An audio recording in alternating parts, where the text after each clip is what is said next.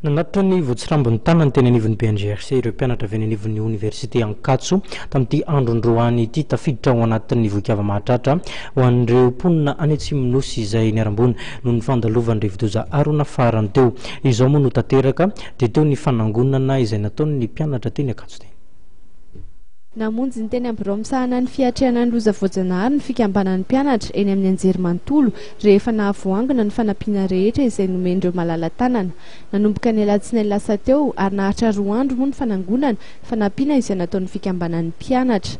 Atsika azy io zany dia ireo ny zavatra voangon'ny mpianatra, ny mpampianatra, ny mpandraharaha teny amin'ny anjerimanontolo, Université d'Antananarivo zany etsika natao izy io natomboka tamin'ny alatsinainy fa 4 ny volana marsa dia ny farana tamin'ny latsinainy talata fa 5 ny volana marsa dia indreo zany ny voatsirambon'ny tananay mba hoentinay hanampiana ny havatsika izay niarambona tratran'ny fandalovan'ny cyclone Arona tany Atsimo.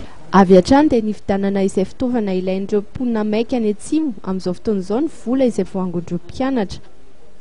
Ny tetina 23 sy 3 hetsy ariary moa izany vola izany ary avy hatrany dia nividianana sakafo sy fitaovana toy ny vary miisa 5 gony, ronono, paty, savony ary koa kahie stylo. Antenaina ho ireo mpianatra fa ho tonga ny BNGRC tsara any an-toerana ireo fanampiana ireo.